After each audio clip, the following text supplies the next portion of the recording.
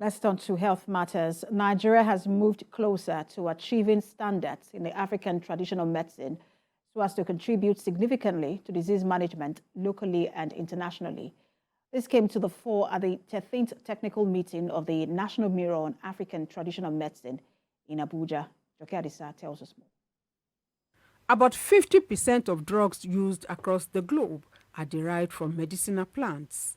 Moreover, about 80% of the world population has at one time or the other made use of traditional knowledge in health as a form of self-care. But in Nigeria, there is still the need to ensure standards for both local and international consumption. This meeting is to discuss standards to be used in the African region. That is basically the whole of the African continent. So once it is agreed, it means that, for example, traditional medicines that we develop in Nigeria can be used in Rwanda, can be used in South Africa, because they have been adjudged to meet standards that all of us have agreed to. 24 drafts are up for discussion at this meeting, set to articulate Nigeria's position in the conclusion of the draft standards in the African traditional medicine at the continental level.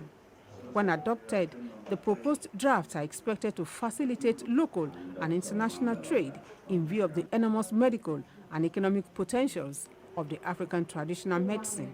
I will urge us to ensure we pay greater attention to every part of the standard with respect to the uniqueness of our country, so that when they are adopted, we will not find it difficult to implement.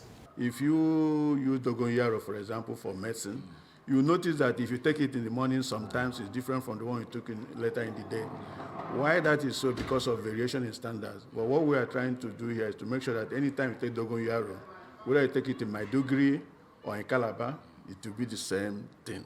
The committee stresses the need to facilitate voluntary uptake of standards by the stakeholders. This, it says, is to forestall redundancy and outdated nature of Nigeria's standards left to rot over the shelves despite huge resources plowed in. Joke Adisa, TVC News, Abuja.